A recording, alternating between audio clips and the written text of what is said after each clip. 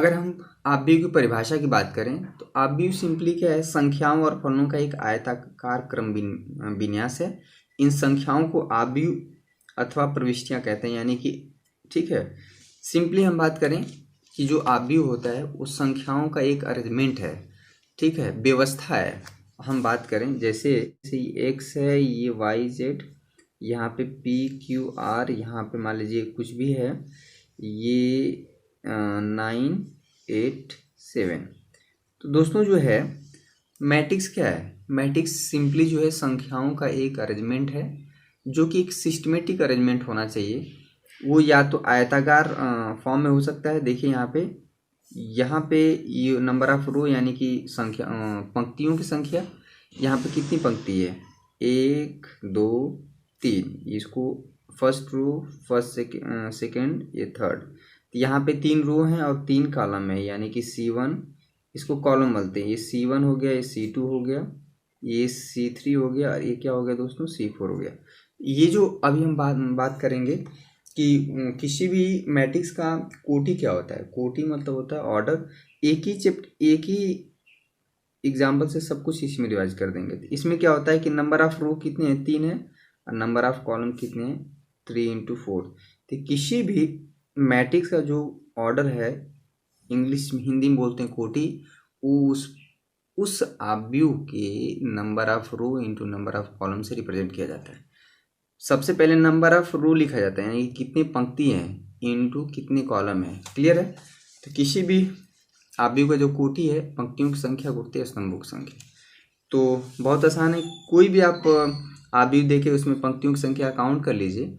पंक्ति हमेशा देखिए हॉरिजॉन्टल होगी, यानी कि ये 36, ठीक है, और ये जो वर्टिकल होगा वो क्या होगा, कॉलम होगा, ठीक है।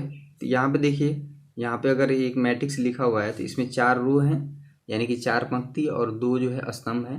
तो इसका जो कोटि हो गया 4 × 2, ठीक है।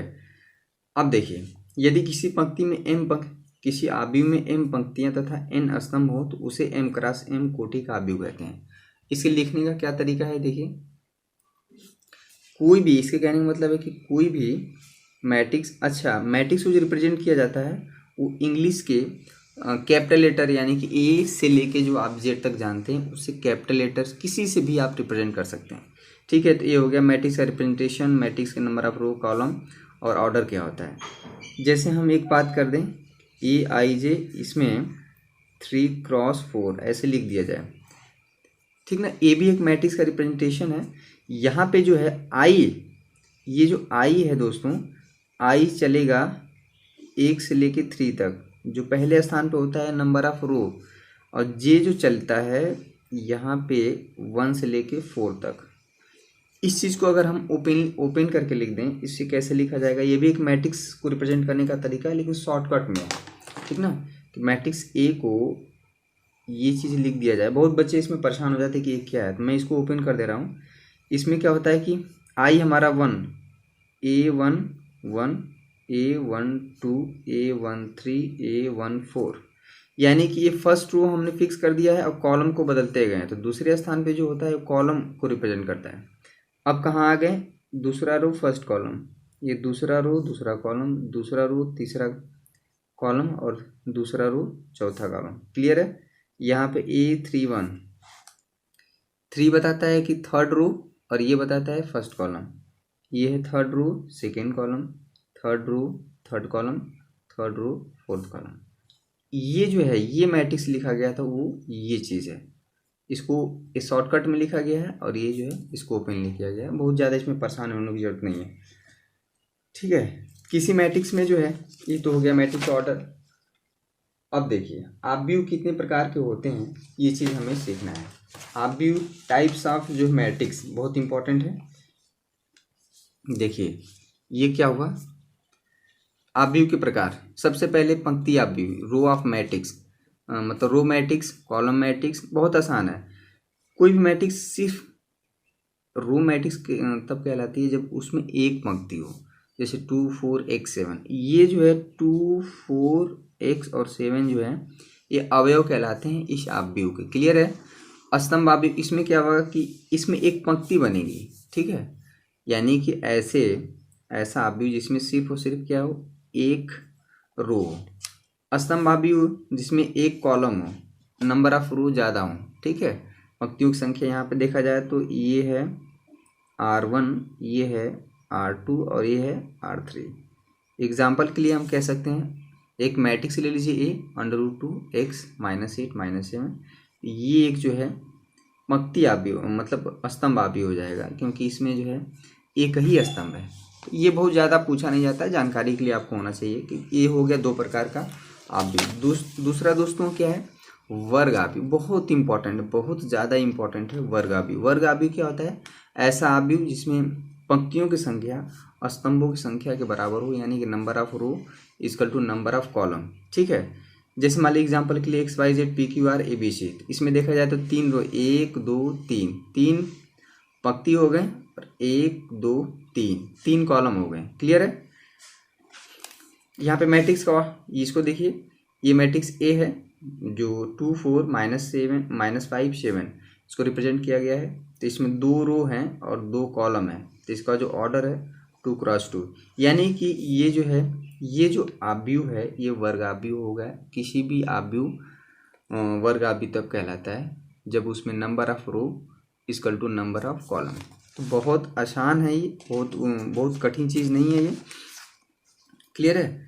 अच्छा, ये जो कोई भी मैट्रिक्स है, ये जो एलिमेंट होते हैं ये मुख्य विकर्ण के अवयव कहलाते हैं। 3 4 9। ठीक है, ये मुख्य विकर्ण के अवयव कहलाते हैं। मुख्य विकर्ण के अवयव जो है देखिए यहाँ पे A11 यानी कि first row first column, A22 second row second column और A33 थर्ड रो और थर्ड कॉलम में आते हैं। ये जो अवयव सभी हैं मुख्य विकर्ण के तत्व या अवयव कहलाते हैं। ठीक है, ये हो गया वर्ग अवयव, और वर्ग अवयव में ही केवल मुख्य विकर्ण बनेगा, ध्यान दीजिएगा। और ये जो है ये हमारा, ये भी एक विकर्ण होता है लेकिन ये मुख्य विकर्ण नहीं होता है। ठीक है, मेन काम इसी का रहता है, मुख्य विकर्ण का। अच्छा, चलिए 3 प्रकार के अवयव हो गए। अब देखिए दोस्तों, चौथा जो प्रकार है वो हमारा विकर्ण अवयव। डायगोनल मैट्रिक्स क्या होता है। डायगोनल मैट्रिक्स बहुत इंपॉर्टेंट है। 3 टाइप के मैट्रिक्स आएंगे, डायगोनल मैट्रिक्स, विकर्ण अवयव, अदिश अवयव और इकाई अवयव। इन तीनों को देखिएगा। डायगोनल मैट्रिक्स क्या होता है, ऐसे मैट्रिक्स जिसमें सिर्फ डायगोनल के अलॉन्ग यानी कि विकर्ण के अलॉन्ग ही केवल अवयव हों, बाकी सब उसको छोड़ के 0 0 हों। ठीक है दोस्तों, बहुत बार बताया गया होगा। यहाँ पे देखिए first row first column A11, second row second column, यानी कि देखिए एलिमेंट की पोजीशन क्या है, सेकेंड रो और सेकेंड कॉलम में, यानी कि A22 पे 7 है और A33 पे जो है √2 है। इसको छोड़ के बाकी जहाँ पे एलिमेंट है वो सारे के सारे क्या हो जाएं, 0 हो जाएं। तो इस तरह के अवयव को हम लोग विकर्ण अवयव बोलते हैं। विकर्ण अवयव हमेशा जो है स्क्वायर अरेंजमेंट मतलब वर्ग अवयव होता है। विकर्ण अवयव हमेशा जो है वर्ग अवयव होता है। एक वर्ग अवयव विकर्ण अवयव कहलाता है यदि मुख्य विकर्ण को छोड़ के बाकी सभी अवयव क्या हो, शून्य हो। ये होगी डिफिनीशन। बाकी सारी चीज़ें क्या है समझने की। चौथा देखिए अदिश अवयव। अदिश अवयव एक विशेष प्रकार का विकर्ण अवयव है। देखिए यहाँ पे एलिमेंट जो है 4 7 √2 थे मुख्य विकर्ण के, लेकिन यही विकर्ण अवयव अदिश अवयव हो जाएगा कब, जब ये मुख्य विकर्ण के जो अवयव हैं वो अलग अलग ना हो के अगर एक समान हो जाए। एक समान देखिए यहाँ पे जैसे मुख्य विकर्ण के जो अवयव हैं 4 4 4, जैसे के कुछ भी हो सकता है, √2 मुख्य विकर्ण के अवयव जो है, बाकी सारे अवयव तो 0 ही होना चाहिए। कोई बच्चा पूछे कि क्या अदिश अवयव जो है विकर्ण अवयव है। बिल्कुल है भैया, विकर्ण अवयव क्यों है, क्योंकि इसके मुख्य विकर्ण के ही अवयव हैं 0 नहीं है, बाकी सारे क्या है 0 है। लेकिन ये अदिश अवयव क्यों हो गया, क्योंकि इसके अवयव जो हैं एक समान है, जबकि यहाँ पे क्या था 4 था 7 था √2 था। ये सिर्फ विकर्ण अवयव होगा। अदिश अवयव भी क्या है, कोई पूछे कि विकर्ण अवयव हो तो एकदम कहेंगे कि हाँ विकर्ण अवयव है, लेकिन इसका अदिश नाम इसलिए रखा गया क्योंकि भैया इसके जो मुख्य विकर्ण के अवयव हैं वो समान है। ठीक है, अगर यही समान हो कि अगर 1 1 हो जाए तो ये इकाई अवयव यानी कि आइडेंटिटी मैट्रिक्स, कभी कभी तत्समक अवयव भी बोलते हैं। तो वो हमारा छठा प्रकार का अवयव होगा। हम इसे अभी पन्ना पलट दे रहे हैं। ये देखिए तत्समक अवयव क्या है, तो आइडेंटिमेटिक्स एक विकर्ण अवयव है, ऐसा विकर्ण अवयव जिसमें मुख्य विकर्ण के जो अवयव हैं वो क्या हो जाए, 1 1 हो जाए। तो कोई फिर से पूछ सकता है क्या भैया कि ये तत्समक जो अवयव है आइडेंटिमेटिक्स, इसके ये विकर्ण अवयव है? एकदम है, क्योंकि इसके मुख्य विकर्ण के ही अवयव 0 नहीं है, बाकी सब क्या है, 0 है। बशर्ते ये 1 1 अगर एलिमेंट हो जाए तो आइडेंटिमेटिक्स कहलाता है। आइडेंटिमेटिक्स का बहुत ज़्यादा रोल है। यदि मुख्य विकर्ण के अवयव 1 हो जाए, मुख्य विकर्ण के अवयव कैसे रिप्रेजेंट किया जाता है, A1 1 first row first column, A2 2 second row second column, A3 3। ये देखिए फर्स्ट रो फर्स्ट कॉलम का एलिमेंट है, ये सेकेंड रो सेकेंड कॉलम का अवयव है, और ये थर्ड रो थर्ड कॉलम का अवयव है। क्लियर है? तो ये जो है हमारा आइडेंटिमेटिक्स हो गया। तत्समक अवयव, कभी कभी इकाई अवयव भी बोला जाता है। सातवें प्रकार का है जो शून्य अवयव, जीरो मैट्रिक्स। बहुत आसान है, ऐसे मैट्रिक्स जिसके प्रत्येक अवयव 0 हो। ठीक है, वो चाहे वो स्क्वायर मैट्रिक्स भी हो सकता है, किसी भी प्रकार के मैट्रिक्स हो सकता है। अगर उसके सारे अवयव 0 हैं तो वो 0 मैट्रिक्स हमारा कहलाएगा। एक मैट्रिक्स आप ऐसे भी ले सकते हैं यहाँ पे, जैसे 0 0 0 0 0 0। कोई जरूरी नहीं कि स्क्वायर अरेंजमेंट ही हो। इसमें देखिए कितने नंबर ऑफ रो है, 2, कॉलम कितने, 1 2 3 3, 2 क्रॉस 3 ऑर्डर का।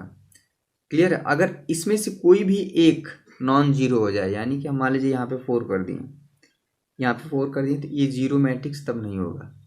ठीक ना? तो ये जीरो मैट्रिक्स होने के लिए प्रत्येक अवयव 0 होना चाहिए। ये बहुत उतना ज़्यादा इंपॉर्टेंट नहीं है, कहीं पे भी यूज हो सकता है, लेकिन जानकारी होना चाहिए। ऊपरी त्रिभुज अवयव क्या होता है, अपर ट्रायंगुलर मैट्रिक्स। मैट्रिक्स क्या होता है, इसमें जो है नीचे वाले, जैसे मुख्य विकर्ण के अवयव के नीचे वाले जो अवयव हैं, एलिमेंट है, वो 0 होना चाहिए। ये देखिए हमारा मुख्य विकर्ण के एलिमेंट है, इसके नीचे वाले 0 हैं, तो इस तरह से क्या होता है, ये ऊपरी त्रिभुजीय अवयव कहलाता है, ये अपर ट्रायंगुलर मैट्रिक्स। उसी तरह से निम्न त्रिभुजीय अवयव क्या होता है कि इसमें जो है नीचे हमारा एक त्रिभुज बनता है, इसमें मुख्य विकर्ण के ऊपर वाले जो एलिमेंट हैं वो 0 0 होते हैं। क्लियर है? ये बहुत मतलब जानकारी वाली सिर्फ बात है, जानना चाहिए। बहुत क्वेश्चन वोश्चन इससे नहीं पूछे जाते हैं। जो क्वेश्चन पूछे जाते हैं वो आइडेंटिटी मैट्रिक्स से, और इतने प्रकार के आपको पढ़ने हैं, इससे ज़्यादा आपको पढ़ने नहीं है। अगर इसमें सिलेबस में तो आपका नहीं है, लेकिन वैसे मैट्रिक्स होने के लिए बहुत प्रकार के होते हैं। ठीक है दोस्तों, कब दो मैट्रिक्स यानी कि दो अवयव कब कहलाते हैं कि ये समान है? ठीक है, अवयवों की समानता, इक्वलिटी ऑफ मैट्रिसेस। ठीक है, दो मैट्रिक्स इक्वल कब कहलाते हैं? तो बहुत इंपॉर्टेंट, इससे क्वेश्चन भी बनते हैं, वेरी इंपॉर्टेंट कॉन्सेप्ट है, वेरी इंपॉर्टेंट है। इससे 1 2 नंबर के सवाल भी बनते हैं, अक्सर एग्जाम में देखा जाता है। एक मैट्रिक्स AIJ, एक मैट्रिक्स B जो है, इसको रिप्रेजेंट किया जा रहा है BIJ। ये जो है समान होंगे। सबसे पहले तो ये है कि मैट्रिक्स A और मैट्रिक्स B का जो है ऑर्डर समान होना चाहिए, साथ में जो करस्पॉन्डिंग एलिमेंट का भी मान क्या होना चाहिए, बराबर होना चाहिए। ऐसे आपको परिभाषा से उतना क्लियर नहीं होगा। यहाँ पे मैंने लिखा है कि दोनों अवयव की कोटि समान होना चाहिए और संगत अवयव बराबर होना चाहिए, करस्पॉन्डिंग एलिमेंट इक्वल होना चाहिए। देखिए इसके कहने का क्या मतलब है, यहाँ पे देखिए, यहाँ पे आपको क्लियर होगा। एक मैट्रिक्स A है 4xz 2 3 7 1 0 9। एक मैट्रिक्स B है √2 7x 0 1 -5 13 7 9। देखिए दोस्तों, मैट्रिक्स A और मैट्रिक्स B, ठीक है, इंग्लिश में बोल रहे हैं तो कोई दिक्कत तो नहीं है, मैट्रिक्स तो बहुत ज़्यादा यूज होता है, आप भी बोलने में थोड़ा सा मतलब भारी भारी लगता है। तो देखिए यहाँ पे दोनों मैट्रिक्स A और मैट्रिक्स B जो है, इसका ऑर्डर तो 3 क्रॉस 3 का है, इसका ऑर्डर 3 क्रॉस 3 का है। तो यहाँ पर अवयव A एवं B का कोटि समान है, फिर भी जो है अवयव A not equal to B। ठीक है, तो यहाँ पे B नहीं है। तो आप इससे क्लियर हो जाना चाहिए कि सिर्फ और सिर्फ ऑर्डर समान होने से जो है ये मैट्रिक्स इक्वल नहीं होना चाहिए। चलिए एक एग्जांपल और लीजिए, इक्वल कब होंगे, एक मैट्रिक्स A और एक मैट्रिक्स B से लीजिए। 4xz 2 3 7 1 0 9, 3 क्रॉस 3 ऑर्डर का। 4xz 2 3 7 1 0 9, 3 क्रॉस 3 ऑर्डर का। यहाँ पे हम देख रहे हैं, यहाँ पे देखिए कि ऑर्डर तो समान है ही, मैट्रिक्स ए और मैट्रिक्स बी का, जो कि पहली कंडीशन है मैट्रिक्स के समान होने की, इक्वल होने की, और साथ में corresponding element first to first column, matrix A का फर्स्ट टू फर्स्ट कॉलम का एलिमेंट मैट्रिक्स बी के first to first column element के बराबर होना चाहिए। ये देखिए, ये इसके बराबर, ये इसके बराबर, तो करस्पॉन्डिंग यानी कि संगत अवयव भी क्या है, बराबर है। तो इस तरह से है ए इक्वल टू बी, यानी कि मैट्रिक्स ए मैट्रिक्स बी के बराबर है। ठीक है, एक एग्जांपल यहाँ पे देख सकते हैं, एक 4xz2371093 3x3 ऑर्डर का 4xz237109, यहाँ पे एक मैट्रिक्स बढ़ गया है, एक रो और बढ़ गया PQR। यहाँ पे देखिए, बहुत बहुत बार बच्चे कंफ्यूज हो जाते हैं कि मैट्रिक्स ए मैट्रिक्स बी के बराबर है क्या। आप देखेंगे कि 4xz237109 4xz237109 यहाँ पे PQR है। इस मैट्रिक्स जो बी है, इसका ऑर्डर है 4x3, ठीक है, और इसका ऑर्डर है 3x3 का। तो पहली बात तो ऑर्डर ही सेम नहीं है, मैट्रिक्स ए और मैट्रिक्स बी का ऑर्डर ही सेम नहीं है, इसलिए ए नॉट इक्वल टू बी। तो दो मैट्रिक्स इक्वल तब कहलाते हैं, कंक्लूजन क्या निकला है कि दो मैट्रिक्स इक्वल तब कहलाते हैं जब उनका ऑर्डर समान हो, साथ में करस्पॉन्डिंग एलिमेंट भी, करस्पॉन्डिंग एलिमेंट मतलब संगत अवयव भी समान होना चाहिए, तब हम कहेंगे कि दो मैट्रिक्स क्या हैं, बराबर हैं। ठीक है, अगला कॉन्सेप्ट, इसके बाद जो है आपको एक्सरसाइज जो है एनसीईआरटी में 3.1 मिलेगा, जो कि हम लोग करेंगे दोस्तों, आव्यूहों पर संक्रियाएं, ऑपरेशन ऑन मैट्रिसेस। जैसे दो नंबर को जोड़ा घटाया जाता है, तो सवाल यहाँ पे ये है कि क्या मैट्रिक्स में को भी जोड़ा घटाया जा सकता है। बिल्कुल, जैसे 2+3 हम किए तो 5 आया, ठीक है, 4-2 किए तो 2 आया। ये तो हमारी संख्याओं का जोड़ घटाना है। तो यहाँ पे हम देखेंगे कि क्या दो मैट्रिक्स को जोड़ा और घटाया जा सकता है, तो बिल्कुल भी जोड़ा और घटाया जा सकता है। अगर दो मैट्रिक्स को जोड़ा घटाया जा सकता है तो कैसे जोड़ होता है और कैसे घटाना होता है और कैसे गुणा होता है, कैसे भाग होता है, सारी चीज़ें हम सीखेंगे। आव्यूहों का योग, एडिशन ऑफ टू मैट्रिसेस, एक मैट्रिक्स ए है मैट्रिक्स बी है। सबसे पहली बात, दो मैट्रिक्स तभी जोड़ेंगे जब दोनों का ऑर्डर सेम हो। 2x3 ऑर्डर का है, ये 2x3 ऑर्डर का। अगर ऑर्डर सेम नहीं हुआ, यानी कि कोटि बराबर नहीं हुआ, तो दो मैट्रिक्स कभी भी जुड़ और घट नहीं सकते, पहला चीज। और यहाँ पे हम देख रहे हैं कि 2x3 ऑर्डर का है, दोनों अभी का जो ऑर्डर है 2x3 ऑर्डर का है, 2x3 इसमें हम देखेंगे कि मैट्रिक्स ए प्लस बी करना है, यानी कि दो आव्यूहों को जोड़ना है। तो ये एलिमेंट जो है फर्स्ट टू फर्स्ट कॉलम वाला एलिमेंट मैट्रिक्स बी के फर्स्ट टू फर्स्ट कॉलम के साथ ऐड होगा। ये फर्स्ट टू सेकेंड कॉलम, यानी कि 4 जो जुड़ेगा y के साथ, 5 जुड़ेगा p के साथ, जो एलिमेंट जहाँ पे है वो उसी अवयव के साथ जुड़ेगा। बहुत आसान है, क्लियर हो गया होगा एक एग्जाम्पल में। इसमें भी इंपॉर्टेंट है कि ऑर्डर ऑफ ए और ऑर्डर ऑफ बी जो है, ये ओ फॉर ऐसे लिखा है तो मतलब order of matrix A, clear है। इसका क्या मतलब है, order of matrix A, clear है। दो आव्यूहों का जोड़े घटाना तभी संभव है जब दोनों ही मैट्रिक्स का ऑर्डर समान हो, मैंने पहले ही बता चुका है। ठीक है, अगर मान लीजिए ए और बी है, एक 3x3 ऑर्डर का एक मैट्रिक्स है, एक मैट्रिक्स बी है 4x4 ऑर्डर का है, तो यहाँ पे ए प्लस बी संभव नहीं है। यहाँ पे दोनों मैट्रिक्स यानी कि आव्यूह ए और बी को आप जोड़ नहीं पाएंगे। ठीक है, क्लियर हो गया, बहुत आसान है, बहुत कठिन चीज़ नहीं था। उसी तरह से घटाने में भी है, अगर a माइनस बी करते हैं आप, यहाँ पे a माइनस बी करते हैं तो करस्पॉन्ड, अगर a माइनस बी करेंगे तो ये होगा, यहीं पे हम क्लियर कर दे रहे हैं। यहाँ पे अगर आप a माइनस बी करेंगे, देखिए a माइनस बी करेंगे तो ये √3 जो है x के साथ घट जाएगा, ये √3 माइनस x हो जाएगा, 4 माइनस वाई हो जाएगा, क्लियर है। इसी तरह से 5 माइनस पी हो जाएगा, ये हो जाएगा 4 माइनस 0, 4 माइनस 0, ये 7 माइनस 8, 0 माइनस 1, तो -1 आ जाएगा, क्लियर है। अगर आप b माइनस ए करेंगे, यहाँ पे देखिए, तो b के अवयव से जो ए का अवयव घटेगा। अगर b माइनस ए करेंगे तो b माइनस ए करेंगे तो x minus √3, x minus √3, y minus 4, y minus 4, clear है। तो हम जो चीज़ कहना चाह रहे हैं आप समझ गए होंगे। चलिए, एक आव्यूह का एक अदिश के साथ गुणा, देखिए कोई आव्यूह है, यहाँ पे देख लीजिए, एक आव्यूह ए है। सब एग्जाम्पल से आप क्लियर कर लीजिए, आप करीब जो है पूरा का पूरा जो है मैट्रिक्स रिवाइज हो जाएगा। इस चैप्टर में पहले सबसे इंपॉर्टेंट चीज़ रिवीजन करने में हम ये देखना चाहिए कि इस चैप्टर में क्या क्या है, क्या क्या पढ़ना है, तो वो सारी चीज़ों को पहले एक साथ देख लें, उसके बाद हम सवालों को क्या करें, हल करें। एक समझ में आ जाता है कि हाँ इस चैप्टर में ये चीज़ था।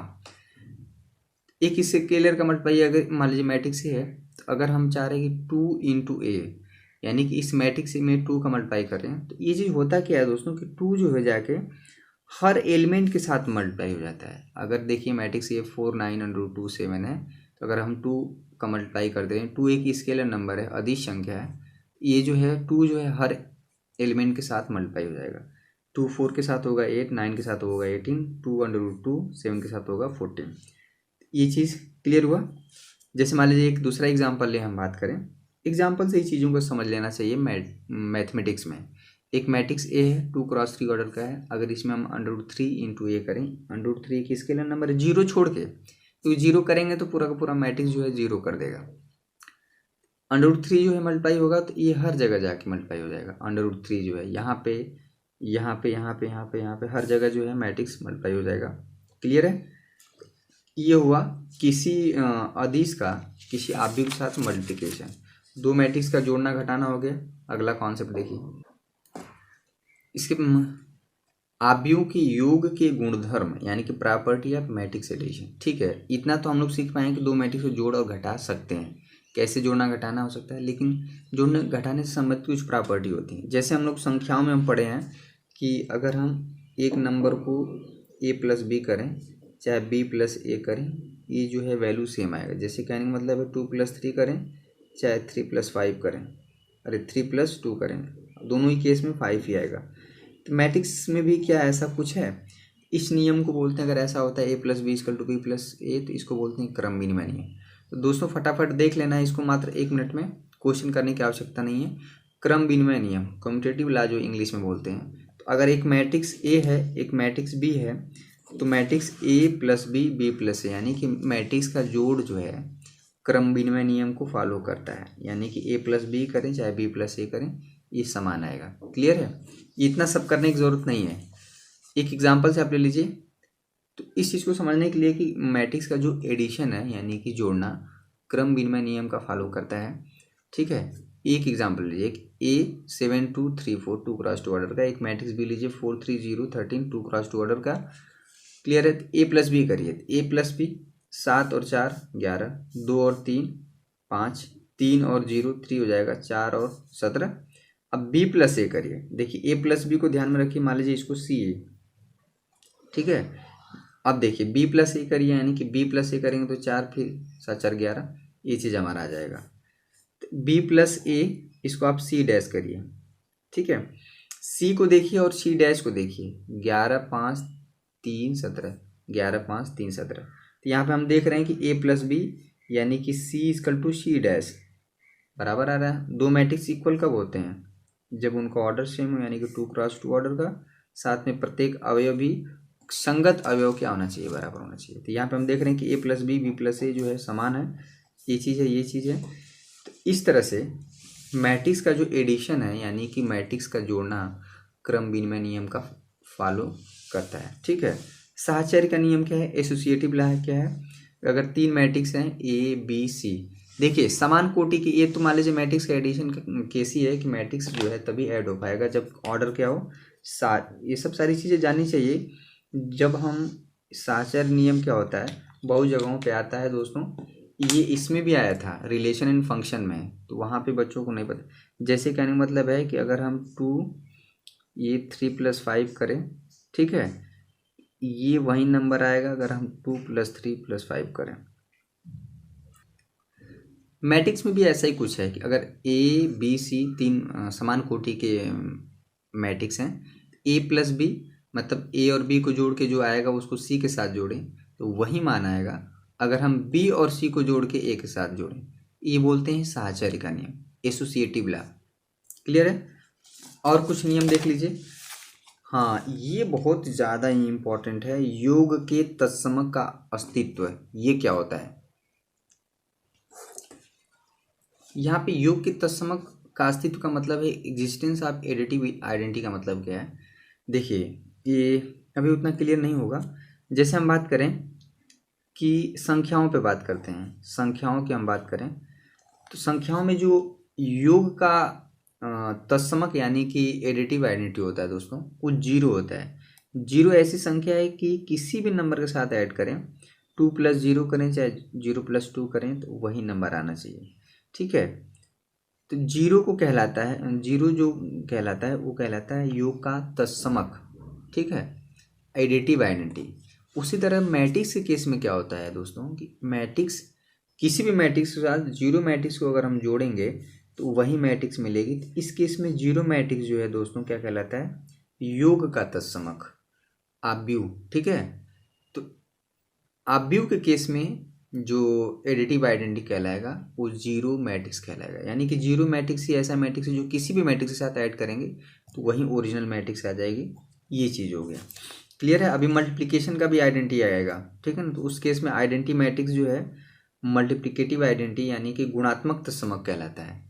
क्लियर है, तो ये चीज़ मैंने यहाँ पे दिखाया पूरा एग्जाम्पल से, उसको करने की जरूरत नहीं है, इसको क्विक रिवीजन है। योग के प्रतिलोम का अस्तित्व, the existence of additive inverse. मान लीजिए मैट्रिक्स ए है, यदि हम एक आव्यूह कोटि का इस तरह से मिल जाए कि a+b करें तो जीरो मैट्रिक्स आ जाए, तो b जो है a का क्या कहलाता है, इनवर्स।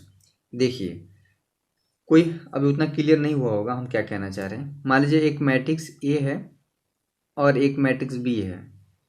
ये मैट्रिक्स ए और बी इस तरह से हैं कि इन दोनों को ऐड करने पे, ठीक है, अगर वो जीरो मैट्रिक्स आ जा रहा है, चाहे a+b करें चाहे b+a करें, तो यहाँ पे क्या कहलाते हैं कि मैट्रिक्स बी जो है ए का एडिटिव इनवर्स कहलाता है, योग का प्रतिलोम आव्यूह। ठीक है, चाहे ए जो है, ए को बोल सकते हैं ए जो है बी का क्या है, योग का प्रतिलोम आव्यूह है। ठीक है ना, एडिटिव इनवर्स है। इतना ये कठिन नहीं है और ये जानकारी के लिए है कि आना चाहिए आपको। जब भविष्य में आगे और भी चीज़ें आप गणित पढ़ेंगे, मैथमेटिक्स आगे पढ़ेंगे, तो सारी चीज़ें बड़ी इंपॉर्टेंट होती हैं, बच्चों को जानकारी नहीं होती है। मैं कभी छोड़ता नहीं हूँ कि जो भी टॉपिक है उसको ज़रूर आप सीखिए, कम से कम एनसीईआरटी में जो है उसको सीखिए ही सीखिए। जो हेडिंग डाला गया है वो आपको जानना ही पड़ेगा। ठीक है, तब आके मैथमेटिक्स अच्छा सीख पाएंगे। अदरवाइज इसी तरह से परेशान रहेंगे कि क्या है योग का प्रतिलोम, योग का तत्समक, ये सारी चीज़ें। ठीक है, अगला कॉन्सेप्ट हमारा है, ये एक एग्जांपल कर लीजिए। किसी भी मैट्रिक्स ए का अगर हमको इन्वर्स मैट्रिक्स निकालना है, यानी कि व्युत्क्रम जो है आव्यूह या इन्वर्स मैट्रिक्स, सिंपली अगर मैट्रिक्स ए है 4 3 7 9 1 2 4 9 4, बस उसका मैट्रिक्स बी का निगेटिव मैट्रिक्स ले लीजिए, यानी कि -4 -3 -7 -9। ठीक है, अब ए और बी को अगर आप ऐड करेंगे, यहाँ पे ए और बी को ऐड करेंगे तो आप देखेंगे कि जीरो मैट्रिक्स आ जाएगा। इस केस में जो बी है, बी एक एडिटिव इनवर्स मैट्रिक्स कहलाएगा। ठीक है, तो बहुत आसान है। जैसे हम कहें कि 2 का जो है एडिटिव इनवर्स बताइए तो -2 होगा। ठीक है, 2 का जो एडिटिव इनवर्स जो है वो -2 होगा, क्योंकि -2 ऐसा नंबर है जो 2 के साथ ऐड करने पे क्या आ जाएगा, जीरो आएगा। क्लियर है, तो ये बहुत उतना कुछ पॉइंट और है, देख लीजिए यहाँ पे कि एक मैट्रिक्स ए और बी, उसके साथ एक स्केलर नंबर है, यानी कि ये स्केलर नंबर 2 3 5 √2 कुछ भी हो सकता है। अगर a+b करके इस स्केलर का मल्टीप्लाई किया जाए तो वही वैल्यू आएगी अगर k × a + k × b किया जाए। ठीक है, जहाँ k एक अदिश संख्या है, वास्तविक संख्या कुछ भी हो सकता है। क्लियर है, ये जो है property number k + t × a, यानी कि k और t जो है दो अलग अलग अदिश राशि हैं, उसमें मैट्रिक्स ए का मल्टीप्लाई हो रहा है, तो इसमें क्या होगा, k × a + t × a। इसी ये दोनों नियम जो है यहाँ पे मैट्रिक्स के मल्टीप्लिकेशन में यहाँ पे होल्ड होता है। ठीक है, ये प्रॉपर्टी की तरह ले सकते हैं, चाहे जैसे भी आप इसको ले, लेकिन जानकारी होना चाहिए कि ऐसा मैट्रिक्स में भी होता है। ठीक है, आव्यूहों का गुणनफल देखिए बहुत ज़्यादा इंपॉर्टेंट है, मल्टीप्लिकेशन ऑफ मैट्रिक्स, क्योंकि ये इसके बाद जितनी भी सारी चीज़ें होंगी वो मल्टीप्लिकेशन ऑफ मैट्रिक्स। इसको स्टार पॉइंट दे रहे हैं कि दो मैट्रिक्स का जोड़ना घटाना बहुत आसान होता है, लेकिन आव्यूहों का जो गुणनफल है वो थोड़ा सा टिपिकल होता है, अदर देन जोड़ना घटाना और जो स्केलर का मल्टीप्लाई करने से। ठीक है, असली मैट्रिक्स आपका यहाँ से शुरू होगा। आव्यूहों का गुणनफल, जैसे मान लीजिए सबसे पहली बात कि दो मैट्रिक्स को जोड़ने का जो कंडीशन है कि उसका जो ऑर्डर समान होना चाहिए, उसी तरह से दो मैट्रिक्स का मल्टीप्लिकेशन होने का भी कुछ कंडीशन है।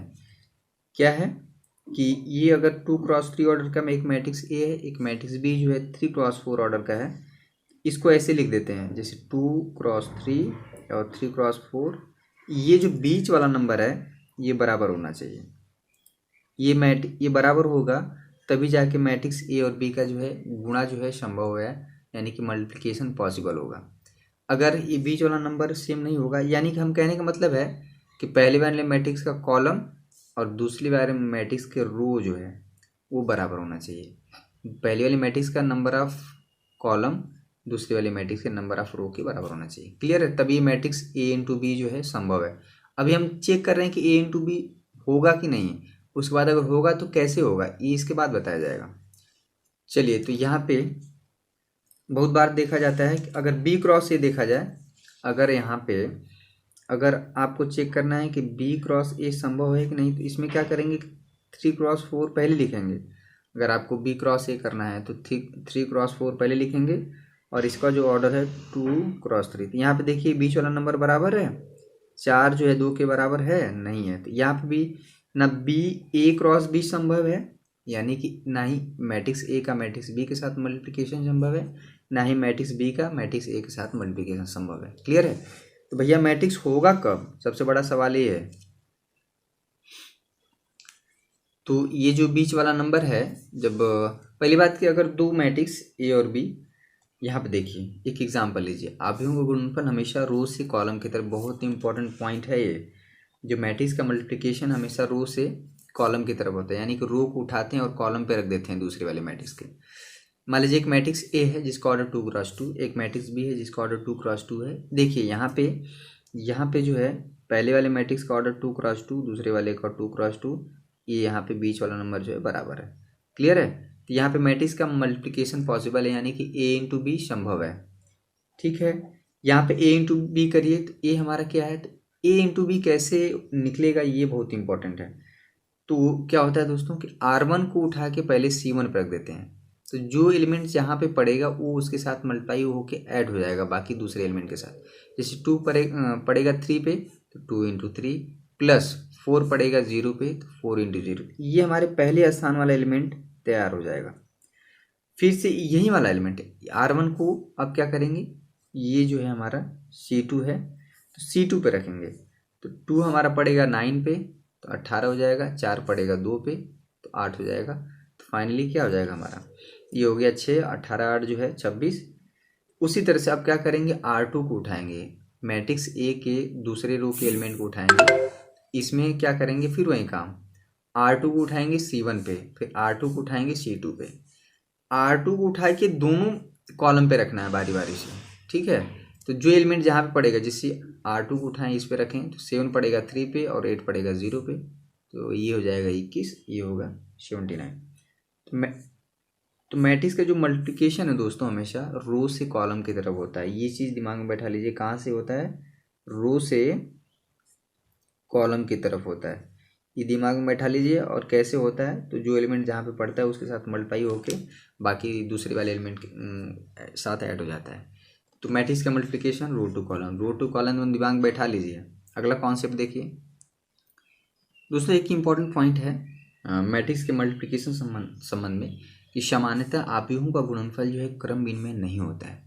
यानी कि देखिए मैट्रिक्स का एडिशन हमारा क्रम विनिमय, यानी कि ए और बी करें चाहे बी प्लस ए करें, ये हमारा समान आ रहा था। ठीक है, लेकिन दोस्तों मैट्रिक्स का जो मल्टीप्लिकेशन है ए इंटू बी और बी इंटू ए करें, ये जरूरी हमेशा बराबर आए ऐसा ज़रूरी नहीं है। लेकिन यहाँ पे कभी कुछ केस ऐसे हैं जहाँ पे बराबर आ जाता है, यानी कि मैट्रिक्स का मल्टीप्लिकेशन कॉम्पिटेटिव होता है, क्रम विनिमय नियम का फॉलो करता है, लेकिन हमेशा नहीं करता है, कुछ केस में। इसलिए यहाँ पे लिखा गया है सामान्यतः, यानी कि कभी कभी कर सकता है। ठीक है, मैट्रिक्स का एडिशन जो है क्रम विनिमय होता है, लेकिन मैट्रिक्स का मल्टीप्लिकेशन जो है क्रम विनिमय नियम को फॉलो करता भी है, नहीं भी करता है। मैक्सिमम केस में आपको नहीं करता है। जिस केस में करता है वो हम बता देंगे कि जब हमारा डायगोनल मैट्रिक्स होगा, यानी कि जब दो विकर्ण आव्यूह का जब गुणा होगा तो वो हमेशा जो है क्रम विनिमय नियम का फॉलो कर लेगा। ठीक है, जब दो विकर्ण आव्यूह का गुणा होगा, यानी कि मैट्रिक्स ए और मैट्रिक्स बी, अगर ये एक मैट्रिक्स ए है एक मैट्रिक्स बी है, दोनों जो है हमारे विकर्ण आव्यूह हैं, तो ए इंटू बी करेंगे तो बी इंटू ए करें तो ये बराबर आएंगे। क्लियर है? तो विकर्ण आव्यूह के केस में होता है, बाकी किसी केस में जो है मैट्रिक्स का मल्टीप्लिकेशन जो है कॉम्पिटिटिव नहीं होता है। मैंने एक एग्जाम्पल भी यहाँ पे किया है। आव्यूहों का गुणनफल जो है क्रम भिन्न में होगा यदि आव्यूह विकर्ण आव्यूह होंगे। यही चीज़ है, इसमें इम्पॉर्टेंट पॉइंट है। बहुत बार जो है एग्जामिनर जो है अगर आपसे, हालांकि इसमें मैथ में नहीं होता है लेकिन मैथ में होता है तो बहुत बार पूछ लेते हैं। बहुत बच्चों को यही पता होता है कि मैट्रिक्स का जो मल्टीप्लिकेशन है वो क्रम विनिमय नियम का फॉलो नहीं करता है, लेकिन ऐसा नहीं है। किसी विशेष केस में करता है। कब करता है? जब मैट्रिक्स हमारा क्या हो, विकर्ण आव्यूह हो। तो इस चीज़ को मैंने हाईलाइट कर दिया है। चीज़ें आप सब बच्चे जानते हैं, हर विद्यालय के बच्चे जानते हैं, हर बच्चे कोचिंग कर रहे हैं, क्लास कर रहे हैं, किताबें पढ़ रहे हैं, लेकिन उसमें जो बारीक चीज़ें हैं वो चीज़ आप अगर आप जानते हैं तब जाके पता चलेगा कि आप जो है अदर स्टूडेंट से कुछ अलग जानते हैं। ठीक है, एक ही भीड़ में होंगे तो आप जो है एक ही जैसे दिखेंगे, क्योंकि आप थोड़ा सा भी अगर चीज़ से हट के जानते हैं तो आप बेहतर एक स्टूडेंट साबित होते हैं हमेशा। एक मैट्रिक्स ए और मैट्रिक्स बी अगर डायगोनल मैट्रिक्स यानी कि विकर्ण आव्यूह हैं तो इनका जो है मल्टीप्लिकेशन ए इंटू बी और बी इंटू ए मैंने किया भी है। यहाँ पे 36 0 0 42 आप कर सकते हैं, रो टू कॉलम। बी इंटू किया है तो देखिए 36 0 0 42। तो यहाँ पे हम देखिए दो मैट्रिक्स ए इंटू बी हुआ है तो 36 0 0 42 और बी इंटू ए हुआ तो 36 0 0 42 है। तो यहाँ पे ए इंटू बी और बी ए क्या है, बराबर आ रहा है। ठीक है, तो यहाँ पर ए और बी विकर्ण आव्यूह थे, इसलिए मैट्रिक्स का जो मल्टीप्लिकेशन है वो कॉम्पिटिटिव हो गया, क्रम विनिमय नियम का फॉलो कर रहा है, लेकिन हमेशा नहीं होगा। किस केस में होगा मैंने यहाँ पे डिस्कस कर दिया। एक नोट पॉइंट देखिए दोस्तों, बड़ा ही इंपॉर्टेंट बात करें कि अगर दो संख्याओं का अगर हम मल्टीप्लाई करते हैं, अगर 0 आ जाता है, इसमें ये तभी संभव हो पाता है जब उसमें से कोई भी एक नंबर क्या हो, 0 हो, क्योंकि दो अशून्य संख्याओं का गुणनफल कभी 0 नहीं आ सकता है। ठीक है, ये कभी संभव नहीं है। लेकिन दोस्तों मैट्रिक्स में क्या होता है कि दो मैट्रिक्स अगर शून्य आव्यूह ना हो, यानी कि नॉन जीरो मैट्रिक्स, जीरो शून्य आव्यूह क्या कहलाते हैं, जिसके प्रत्येक अवयव शून्य होते हैं। अगर यहाँ पे, लेकिन कभी कभी होता है कि दो नॉन जीरो मैट्रिक्स यानी कि दो शून्य मैट्रिक्स नहीं होने के बावजूद भी उनका जो गुणनफल है ए इंटू बी वो क्या आ जाता है, 0 हो जाता है। यहाँ पे मैंने एक एग्जांपल लिया है, ए 0 -1 0 2, बी जो है 3 5 0 0। दोनों मैट्रिक्स का ऑर्डर 2 क्रॉस 2 है, इसका भी ऑर्डर 2 क्रॉस 2 है। तो यहाँ पे मैंने ए इंटू बी किया है, यानी कि ए इंटू बी कैसे होता है दोस्तों, रो टू कॉलम। मैट्रिक्स का मल्टीप्लिकेशन बहुत इंपॉर्टेंट है, रो टू कॉलम। तो ये जब हमने मल्टीप्लाई किया, ये देखिए मैट्रिक्स 0 0 0। तो यहाँ पे हम देख रहे हैं कि मैट्रिक्स ए और मैट्रिक्स बी जो है दोनों ही नॉन जीरो मैट्रिक्स है, लेकिन मल्टीप्लिकेशन जो है 0 आ जा रहा है। ऐसा संभव है कि दो नॉन जीरो मैट्रिक्स का मतलब जो 0 न हो का गुणनफल जो है 0 मैट्रिक्स आ सकता है। ऐसा संभव है, कहीं आप मल्टीप्लाई कर रहे हैं, कुछ सी क्वेश्चन में अगर 0 आ गया तो उसको परेशान होने की ज़रूरत नहीं है। आपको जानकारी होना चाहिए कि दो नॉन जीरो मैट्रिक्स का मल्टीप्लिकेशन जो है 0 आ सकता है। ये सारी चीज़ें जब आप किए रहेंगे तब कहीं पे आपको परेशानी नहीं होगी। अगला कॉन्सेप्ट देखिए, आव्यूहों का परिवर्त आव्यूह कहते हैं, ट्रांसपोज ऑफ मैट्रिक्स। किसी मैट्रिक्स का ट्रांसपोज क्या होता है, ठीक है, ये भी आप जानते हैं, लेकिन फिर भी एक तुरंत जान लेना है कि किसी मैट्रिक्स का ट्रांसपोज मैट्रिक्स क्या होता है। दोस्तों क्या होता है कि जैसे मान लीजिए मैट्रिक्स ये है जिसमें 3 रो और 3 कॉलम है, R1 R2 R3, जैसे A1 B1 C1 A2 B2 C2 A3 B3 C3। अगर इस मैट्रिक्स ए का हमें परिवर्त आव्यूह निकालना है, यानी कि ट्रांसपोज मैट्रिक्स निकालना है, तो क्या करते हैं, रो को ये जितने भी R1 है उसको C1 में कन्वर्ट कर देते हैं। ठीक है, R1 को जो यानी कि एक तरह से कह सकते हैं जो लेटा हुआ है उसे खड़ा कर देना है, जो खड़ा है उसे लेटा देना है। यहाँ पे देखिए R1 R2 R3 इस तरह से है, इसको क्या कर देना है, A1 B1 C1। R1 है तो C1 पे रखना है, ये चीज़ हो गया A1 B1 C1। A2 B2 C2 है, इसको क्या कर देना है, A2 B2 C2 और A3 B3 C3 है। तो इसमें आपको समझ में आ गया होगा कि इसका मतलब क्या है। ये चीज़ आप R1 को उठाइए C1 पे कन्वर्ट कर दीजिए, R2 को C2 से, R3 को C3 से। कोई जरूरी नहीं कि आप रो को ही उठा के, कॉलम को भी क्या करना है, C1 को चाहे उठा के आप कर सकते हैं R1 में, C1 को आप क्या कर सकते हैं, कन्वर्ट कर दीजिए R1 में। ठीक है, C2 को भी आप C2 को बदल दीजिए आप क्या है R2 में, और C3 को चेंज कर दीजिए आप R3 में।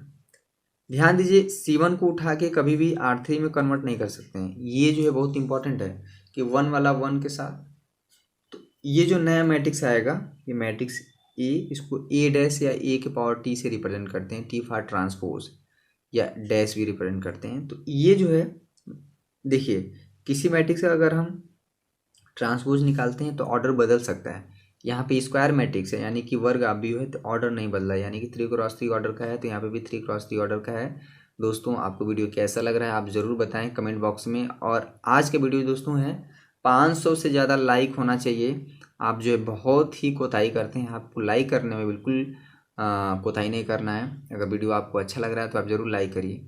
आप डिसलाइक भी कर सकते हैं अगर आपको अच्छा नहीं लग रहा है, कोई इसमें प्रतिबंध नहीं है। आप हर व्यक्ति की अपनी अभिव्यक्ति की स्वतंत्रता होती है कि वो अपना डिसीजन, अपना निर्णय जो है खुद ले सके, कि उसका टाइम जो है व्यर्थ जा रहा है वीडियो देखने में कि कुछ सार्थक हो रहा है जिसका यूटिलाइजेशन हमारे एग्ज़ाम में हो जाएगा। तो वो जो है बहुत इम्पॉर्टेंट है। आप सिर्फ मनोरंजन की दृष्टि से आप यूट्यूब पे नहीं हो सकते हैं अब क्योंकि अब चीज़ें बहुत बदल गई हैं। ई लर्निंग का यानी कि इंटरनेट पे जो है पढ़ने का समय आ गया है। ठीक है, चीज़ें पहले से बदल गई हैं। आप सिर्फ यूट्यूब पे, पहले लोग जो है सिर्फ मनोरंजन की दृष्टि से मूवी, गाने ये सब देखने के लिए किया करते थे, लेकिन जो है अब काफ़ी एजुकेशन में इसका यूज़ हो रहा है। आप कहीं पे भी हैं, कहीं पे भी हैं, आपके पास मोबाइल हो, ईयरफोन हो और नेट है, आप बैठ के आराम से 1 घंटे में मैट्रिक्स को रिवाइज कर सकते हैं। ये इम्पॉर्टेंट है इंटरनेट और अच्छे मोबाइल का। ठीक है, ये ट्रांसपोज जैसे एक एग्जांपल हम करें, एक मैट्रिक्स ए है तो जिसकी इसका ऑर्डर जो है 4x3 ऑर्डर का है। तो अगर इसका ट्रांसपोज करेंगे तो ऑर्डर जो है मैट्रिक्स का जो है वो तुरंत बदल जाता है। अगर 4x3 ऑर्डर का है तो ये 3x4 ऑर्डर का हो जाएगा। ये 4 2 3 है तो ये 4 2 3। ये दूसरा रो देखिए, √2 7 3, √2 7 3 109, 109 रो में है, पंक्ति में है, इसको क्या कर देंगे, स्तंभ में कर देंगे। तो ये जो है मैट्रिक्स ए है और ए इसका ट्रांसपोज है। ये देखिए कुछ प्रॉपर्टी देख लीजिए, बड़ा इंपॉर्टेंट है। आव्यूहों के परिवर्त के गुणधर्म यानी कि property of transpose of a matrix. आव्यूहों के पर देखिए क्या होता है कि कुछ प्रॉपर्टी है जो आप जो है सवाल लगाने में यूज़ कर सकते हैं कि दो मैट्रिक्स को ऐड करके, क्योंकि पता है कि दो मैट्रिक्स को जब जोड़ेंगे तो एक नया मैट्रिक्स आएगा, तो उसका ट्रांसपोज निकालिए, या फिर दोनों ही मैट्रिक्स का अलग अलग ट्रांसपोज निकाल के जोड़ दीजिए, ये वैल्यू आपको सेम आएगी। ये जो है प्रॉपर्टी की तरह लिया जा सकता है। दो मैट्रिक्स ए और बी हैं, उनका मल्टीप्लाई करके उसका फिर ट्रांसपोज निकालिए, या मैट्रिक्स बी और ए का अलग अलग ट्रांसपोज निकाल के क्या कर दीजिए, उनको रिवर्स ऑर्डर में यानी कि उल्टे ऑर्डर में क्या कर दीजिए, मल्टीप्लाई। बहुत इंपॉर्टेंट है, बहुत ही ज़्यादा इंपॉर्टेंट है। कॉम्पिटिटिव एग्जाम में या ये मल्टीपल चॉइस में पूछा जा सकता है बहुविकल्पीय प्रश्न में। ये which of the following true यानी कि कौन सा कथन सत्य है, इसको डबल स्टार दे दीजिए। बहुत बार पूछता है। बहुत इसमें होता क्या है कि बच्चे इसको कैसे कर देते हैं कि ए इंटू बी ट्रांसपोज, इसको ए इंटू बी ट्रांसपोज कर देते हैं, ये जबकि गलत है। क्लियर है, ये रिवर्स ऑर्डर में मल्टीप्लाई होना चाहिए। तीसरा देखिए, ये भी काफ़ी इंपॉर्टेंट है, इसको हम 1 ही स्टार देंगे, थोड़ा सा कम इंपॉर्टेंट है दूसरे प्रॉपर्टी से। किसी मैट्रिक्स का ट्रांसपोज निकालना, फिर से उसका ट्रांसपोज करेंगे तो आप ओरिजिनल मैट्रिक्स पे आ जाएंगे। ठीक है ना, ए डैश यानी कि कोई मैट्रिक्स ए है उसका ट्रांसपोज, फिर से उसका ट्रांसपोज यानी कि तब करेंगे तो ओरिजिनल ट्रांसपोज मैट्रिक्स आ जाएगा। ठीक है, एक एग्जांपल से भी क्लियर करेंगे। चौथी प्रॉपर्टी देखिए, के हमारा एक स्केलर नंबर है, के इंटू ए, फिर ट्रांसपोज निकालिए तो देखिए होता क्या है, के का ट्रांसपोज में कोई रोल नहीं होगा, के सिंपली बाहर कर दीजिए, फिर मैट्रिक्स ए का ट्रांसपोज निकाल के का मल्टीप्लाई कर दीजिए। यहाँ पे हो क्या रहा है कि के का मल्टीप्लाई होके ए के साथ, यानी कि मैट्रिक्स ए के साथ के का मल्टीप्लाई होकर उसका ट्रांसपोज निकाला जा रहा है, या फिर ए का ट्रांसपोज निकाल के साथ मल्टीप्लाई कर देंगे, यानी के मतलब हमारा कोई एक अदिश नंबर है। ठीक है, √2 5 0 0 नहीं 1, कुछ भी -1/2 कुछ भी हो सकता है। ये हो गया आव्यूहों के परिवर्त से संबंधित। ये कभी बहुत बार रिजल्ट पूछता है बहुविकल्पी प्रश्न में या कॉम्पिटिटिव एग्जाम में, अगर आप बैठे हैं कि कौन सा जो है विकल्प सत्य है। बहुत बार गड़बड़ करते हैं बच्चे, ये बहुत ज़्यादा इंपॉर्टेंट है। ये हो गया कुछ प्रॉपर्टीज है ट्रांसपोज ऑफ मैट्रिक्स। अगला कॉन्सेप्ट देखिए, फटाफट पूरा चैप्टर रिवाइज कर लीजिए दोस्तों। अगला जो कॉन्सेप्ट है सममित और विषम सममित आव्यूह क्या होते हैं, बहुत जरूरी है जानना। डिफिनीशन मैं बार बार पढ़ा ही कॉन्सेप्ट पे फोकस करता हूँ कि चीज़ों को आप डिटेल में समझो, उसके बाद सवाल तो बहुत आसानी से लग जाएंगे। देखिए सममित और विषम सममित आव्यूह क्या है, ये भी एक प्रकार का जैसे टाइप्स ऑफ मैट्रिक्स में ले सकते हैं कि सिमेट्रिक मैट्रिक्स क्या होता है। देखिए सिमेट्रिक मैट्रिक्स सबसे पहले तो एक स्क्वायर मैट्रिक्स होना चाहिए, यानी कि उसमें number of row equal to number of column. किसी मैट्रिक्स का कैसे पता करेंगे कि ये मैट्रिक्स जो है सममित है यानी कि सिमेट्रिक मैट्रिक्स है, तो उसका क्या करिए ट्रांसपोज निकालिए। जैसे मान लीजिए एक मैट्रिक्स ए है एम क्रॉस एम ऑर्डर का, एम क्रॉस एम से ये पता चल रहा है कि इसी ये जो है स्क्वायर मैट्रिक्स है। ट्रांसपोज करने पे वही मैट्रिक्स आ जाए, ठीक ना। तो इस प्रकार के मैट्रिक्स को क्या बोलते हैं, सममित आव्यूह। यानी कि यहाँ पे ट्रांसपोज यानी कि परिवर्त आव्यूह बहुत इंपॉर्टेंट है। मान लीजिए यहाँ पे एक मैट्रिक्स ए है √2 3, ये पूरा हमारा है, इसका ट्रांसपोज निकालिए ए के पावर टी या ए डैश, दोनों एक ही चीज़ है। तो √2 3 देखिए R1 को उठा के C1 पे करिए, R2 को उठा के C2 पे करिए और R3 को उठा के यहाँ पे C3 पे रखिए, ये चीज़ है। तो आप देखेंगे कि √3 ये जो है ओरिजिनल वाला ही मैट्रिक्स हमको मिल जाएगा। ये है मैट्रिक्स, देखिए ऑर्डर तो पहले 3x3 ऑर्डर का ही होगा, क्लियर है। इस तरह से किसी मैट्रिक्स का अगर हमें पता करना है कि ये मैट्रिक्स जो है सममित है, सिमेट्रिक मैट्रिक्स है या नहीं, तो बस उसका क्या करना है ट्रांसपोज करना है, यानी कि परिवर्त आव्यूह निकालना है। परिवर्त करने पे अगर वही मेन ओरिजिनल आव्यूह हमारा आ जाए तो वो सममित आव्यूह कहलाता है। दोस्तों बहुत आसान है और बहुत ज़्यादा इंपॉर्टेंट है। बहुत बार क्वेश्चन में आपको चेक करना रहता है कि चेक करिए कि सममित आव्यूह है कि विषम सममित आव्यूह है।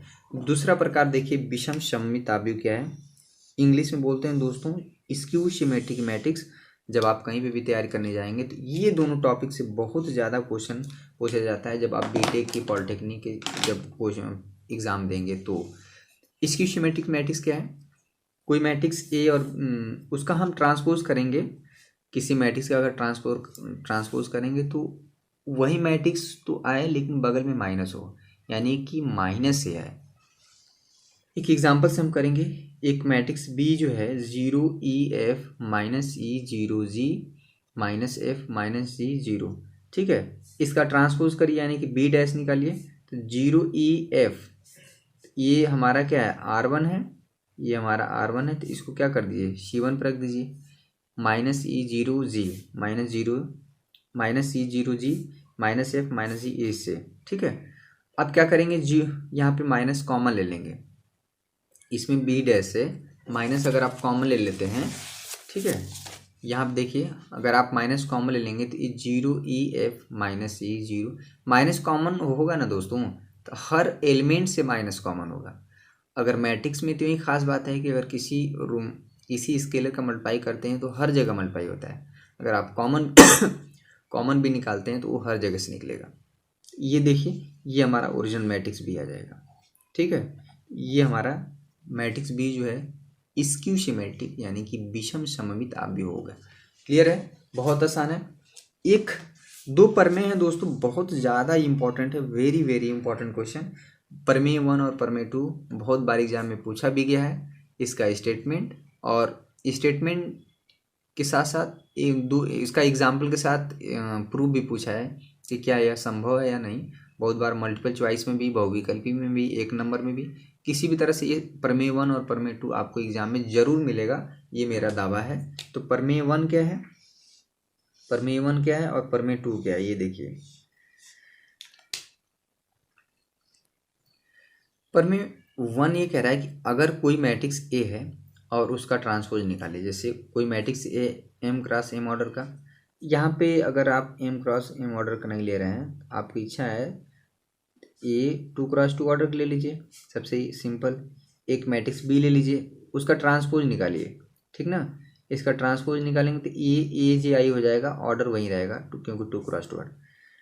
अगर हम कहें दोस्तों कि एक जो है आप सिमेट्रिक मैट्रिक्स बनाइए, किसी एग्जामिनर ने पूछ दिया कि एक सिमेट्रिक मैट्रिक्स यानी कि सममित आव्यूह बनाइए, तो क्या करिए, कोई मैट्रिक्स लीजिए, कोई अटेंडम मैट्रिक्स लीजिए, स्क्वायर मैट्रिक्स, ध्यान दीजिएगा, वर्ग आप भी लेंगे, उसका ट्रांसपोज निकालिए और उस ओरिजिनल मैट्रिक्स के साथ ऐड कर दीजिए। तो ये जो है ए और ए डैश, यानी कि किसी मैट्रिक्स का अगर ट्रांसपोज मैट्रिक्स के साथ ऐड करेंगे तो फाइनली जो मान लीजिए एक सी मैट्रिक्स बना, तो ये जो सी मैट्रिक्स है हमेशा सिमेट्रिक मैट्रिक्स होगा, ठीक है। और जो ए माइनस ए डैश करेंगे, ठीक है, ये हमेशा एक विषम सममित आव्यूह होगा। बहुत ज़बरदस्त कॉन्सेप्ट है।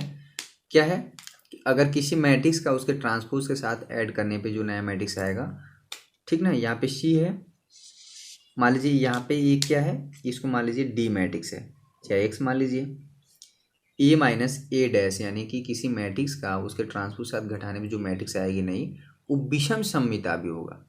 और जोड़ने वाला जो मैट्रिक्स आएगा नया, वो हमेशा सममित आव्यूह होगा, सिमेट्रिक मैट्रिक्स होगा।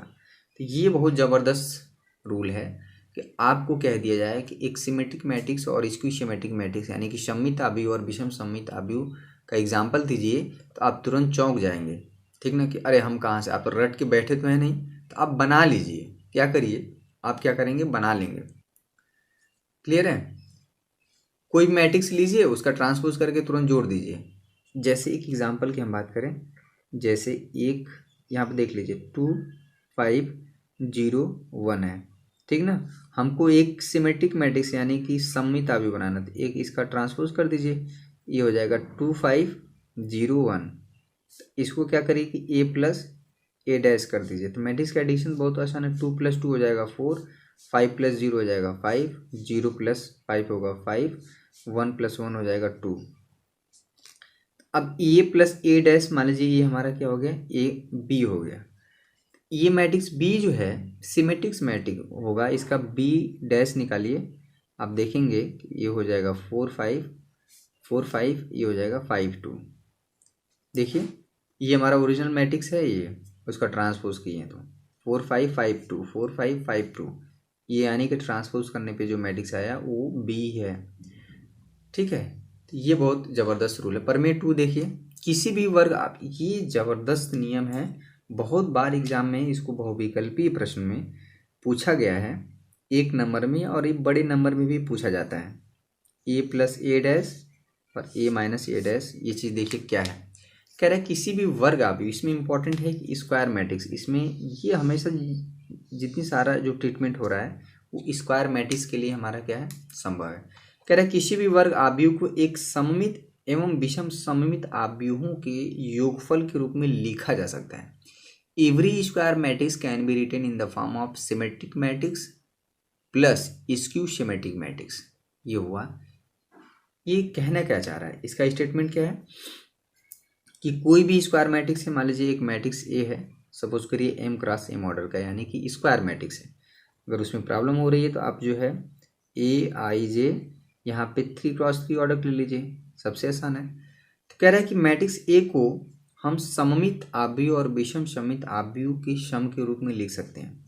देखिए होगा क्या, ए प्लस ए डैश, यानी कि कोई मैट्रिक्स ए है, उसका ट्रांसपोज करेंगे तो ये जो हमने अभी भी बताया प्रमेय नंबर 1 से, ये सममित आव्यूह होगा, और ए माइनस ए डैश क्या होगा, विषम सममित आव्यूह होगा।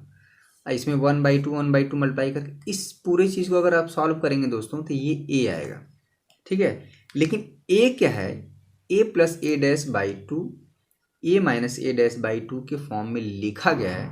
अगर आप इसे सॉल्व करेंगे, देखिए यहाँ पे क्या करेंगे कि 1/2 को मल्टीप्लाई करिए तो 1/2 इंटू ए प्लस 1/2 इंटू ए डैश, यहाँ पे इसको मल्टीप्लाई कर दीजिए 1/2 इंटू ए, यहाँ पे 1/2 इंटू ए डैश, ये इससे कट जाएगा, यहाँ पे हो जाएगा 1/2 ए प्लस 1/2 ए, आधा आधा जोड़ के क्या हो जाता है, एक हो जाता है ए।